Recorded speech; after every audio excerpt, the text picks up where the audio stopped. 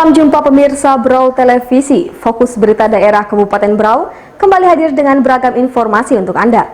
Bersama saya Jupita Putriani, inilah berita selengkapnya. Bertepat di ruang rapat Sangalaki Sekretariat Pemerintah Kabupaten Brau, Bupati Brau Haji Muharam melantik 5 orang pimpinan Basnas Kabupaten Brau yang terpilih melalui panitia seleksi. Berlangsung di ruang rapat Sangalaki Sekretariat Pemda Kabupaten Brau, 5 orang pimpinan Basnas Kabupaten Brau yang terpilih melalui panitia seleksi beberapa waktu lalu, Jumat 12 Juni kemarin pagi, secara resmi dilantik Bupati Brau Haji Muharam. Demi Allah saya bersumpah. Demi Allah saya bersumpah bahwa saya akan memenuhi tugas dan kewajiban saya. Di hadapan Haji Muharam, kelima pimpinan Basnas terpilih, yakni Haji Busransyah, Marwan Toni, Dr. Ramdes Abu Bakar, Haji Damawi Bukhari, dan Maria Yosepi, mengucapkan janji sumpah jabatan untuk 5 tahun ke depan. Dalam sambutannya, Bupati Brau Haji Muharam mengingatkan kepada 5 pimpinan Basnas yang baru dilantik agar lebih mengedepankan kepentingan bangsa dan negara dibandingkan kepentingan pribadi dan juga golongan. Selain itu, Haji Muharam juga berpesan kepada pimpinan Basnas agar dapat melaksanakan tugasnya dengan sebaik-baiknya, memberikan sesuatu yang tepat sasaran kepada orang-orang yang berhak mendapatkan hak. Mengedepankan kepentingan bangsa dan negara dibandingkan kepentingan pribadi dan golongan.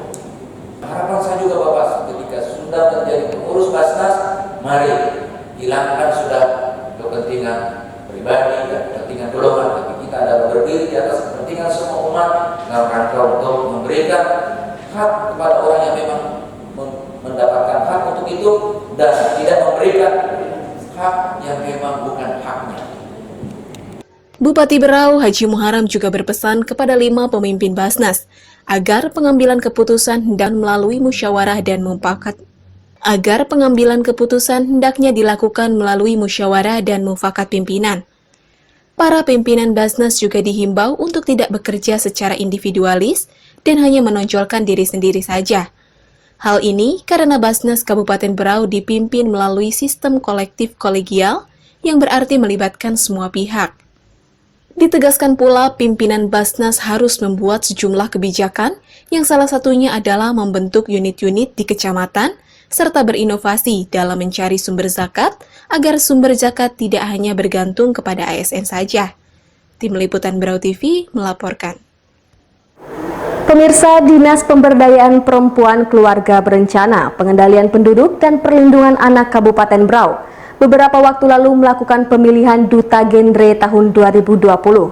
Pasangan Duta Genre juara pertama akan mewakili Kabupaten Brau ke tingkat provinsi. Dinas Pemberdayaan Perempuan Keluarga Berencana, Pengendalian Penduduk dan Perlindungan Anak Kabupaten Brau beberapa waktu lalu melakukan pemilihan Duta Genre Generasi Muda Berencana tahun 2020. Setelah dilakukan seleksi, 4 pasang Duta Genre masuk ke Grand Final. Pengumuman pemenang Duta Genre ini Jumat 12 Juni tadi pagi berlangsung di ruang kerja Bupati, dan bagi pasangan juara pertama akan mewakili Kabupaten Brau ke tingkat provinsi.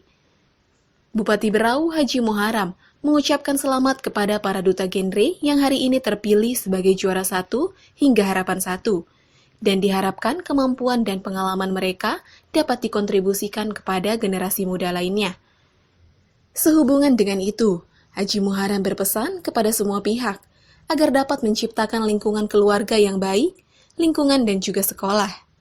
Kita juga memberikan pemahaman kepada melalui guru, melalui orang tua, melalui lingkungan masyarakat. Ciptakanlah suasana rumah tangga yang baik, ciptakanlah suasana sekolah yang nyaman. Begitu juga lingkungan hidup yang kondusif, karena sesungguhnya 3 unsur ini sangat berpengaruh bagi generasi muda dimanapun berada. Mulai dari lingkungan terkecil adalah keluarga, yang kedua adalah sekolah, kemudian ketiga adalah lingkungan pergaulan. Ketiga lingkungan ini coba kita tata dengan baik dengan sistem yang katakanlah ramah anak, kemudian yang berikutnya adalah memberikan etika dan moral yang baik, itu kita harapkan menjadi generasi-generasi terbaik di masa depan. Jangan sebaliknya, udahlah di rumah tangga tidak harmonis, kemudian di sekolah juga mereka tidak bahagia, dan pada akhirnya ada pelampiasan lingkungan yang baru yang menurut mereka mungkin jauh lebih kondusif, padahal sesungguhnya ada lingkungan yang salah.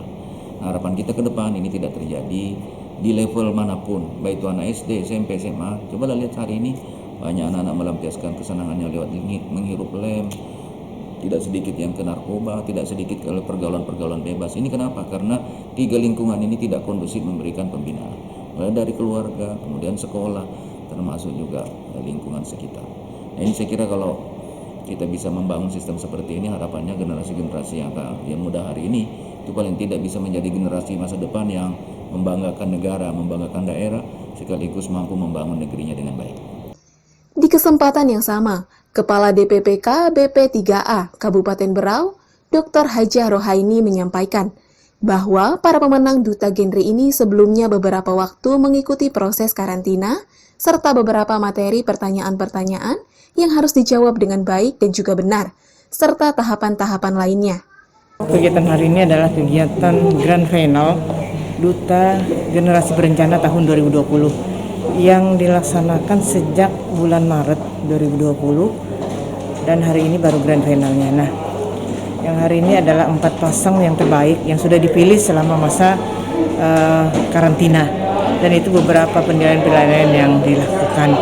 Jadi alhamdulillah hari ini kita sudah selesai melakukan kegiatan Grand Final Duta Generasi Berencana ini, dan akan mengikuti juara pertama itu akan mengikuti di tingkat provinsi. Insya Allah menjadi nanti kalau jadi mendapatkan yang terbaik di provinsi akan mengikuti kegiatan Duta Genre di tingkat nasional. Kita berharap mudah-mudahan tidak saja untuk juara, tapi mungkin bisa menularkan sesuai dengan arahan Bapak Bupati ke semua generasi muda yang ada di Kabupaten Berau. Tim Liputan Berau TV melaporkan. Seiring dengan kebijakan relaksasi menuju new normal di Bumi Batiwakal, pemerintah Kabupaten Berau tengah mempersiapkan untuk membuka kembali destinasi wisata di Kabupaten Berau. Pemerintah Kabupaten Berau tengah mempersiapkan untuk membuka kembali destinasi wisata, seiring dengan kebijakan relaksasi menuju new normal di Bumi Batiwakal. Pembukaan destinasi wisata nantinya akan dilakukan bertahap dan secara terbatas. Beberapa waktu lalu diperkirakan COVID-19 akan berlangsung 2 bulan dan akan selesai antara bulan Juni atau Juli tahun 2020. Akan tetapi menurut Badan Kesehatan Dunia atau WHO, COVID ini akan berlangsung bertahun-tahun. Maka pertanyaannya sekarang adalah, apa kita bisa melakukan semua protokol kesehatan selama bertahun-tahun, memakai masker, jaga jarak, dan cuci tangan pula bertahun-tahun? Tapi apa mungkin masyarakat harus tinggal di rumah bertahun-tahun? Ungkap Wakil Bupati Berau Haji Agus Tantomo di ruang rapat Diskominfo saat mengikuti rapat tindak lanjut persiapan pembukaan destinasi wisata yang diprakarsai Dinas Pariwisata Provinsi Kaltim Jumat pagi melalui video conference. Kembali dikatakan Wakil Bupati Berau, hal ini juga terkait penutupan tempat usaha atau objek wisata, di mana pada saat itu dihimbau semua harus tutup sementara, kurang lebih 2 bulan hingga menunggu kasus COVID-19 tuntas. Maka akan muncul pertanyaan lagi, apakah sanggup objek wisata tutup bertahun-tahun?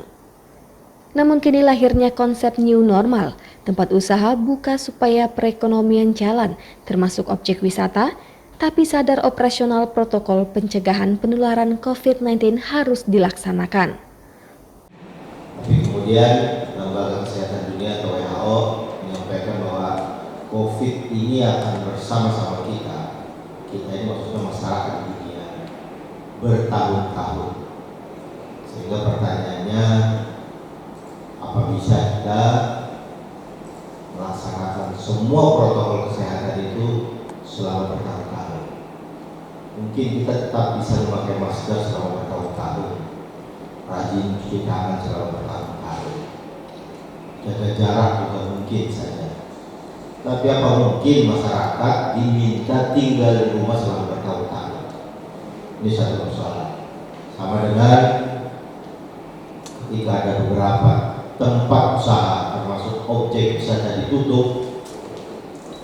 Dan kalau dulu mungkin diperkirakan tutup hanya untuk 2-3 bulan, tapi kalau penutupan itu karena COVID dan baru akan dibuka setelah COVID benar-benar selesai dan dikaitkan dengan apa yang disampaikan WHO, berarti apa sanggup tempat wisata itu tutup selama bertahun-tahun menunggu COVID benar-benar selesai. Di kesempatan ini, Wakil Bupati Berau juga menyampaikan hasil diskusinya beberapa waktu lalu antara dirinya dengan Dr. Insinyur Hetifah Syaifuddin, salah seorang anggota DPR RI yang membidangi pariwisata, juga hasil komunikasi dengan Kepala Dinas Pariwisata Provinsi Kaltim. Pihaknya sepakat dunia usaha dibuka kembali, termasuk industri pariwisata. Kalau dulu wisatawan mencatat objek wisata itu harus bersih, lingkungannya yang ramah, termasuk masyarakatnya, pelayanan bagus, aman, dan sebagainya. Tapi selama ini adanya kasus COVID-19, ada satu tuntutan dari wisatawan, yaitu adanya standar COVID-19. Objek wisata harus meyakinkan kepada wisatawan jika pengelola mampu menerapkan standar COVID-19, resort, restoran, serta penginapan lainnya. Karena standar COVID-19 ini sangat penting. Oleh sebab itu, Wakil Bupati Berau mengimbau kepada camat maupun kepala kampung yang ada di Kabupaten Berau dapat menerapkan standar operasional COVID-19 dan mengawali dibukanya destinasi wisata khusus untuk wisatawan lokal secara bertahap untuk mengurangi resiko yang harus ditanggung. Tim Liputan Berau TV melaporkan. Pemirsa, berita tadi sekaligus menutup perjumpaan kita dalam Fokus Berita Daerah kali ini. Atas nama kerabat kerja yang bertugas, saya Jupita Putriani pamit undur diri. Terima kasih atas kebersamaan Anda, sampai jumpa dan salam Berau Televisi.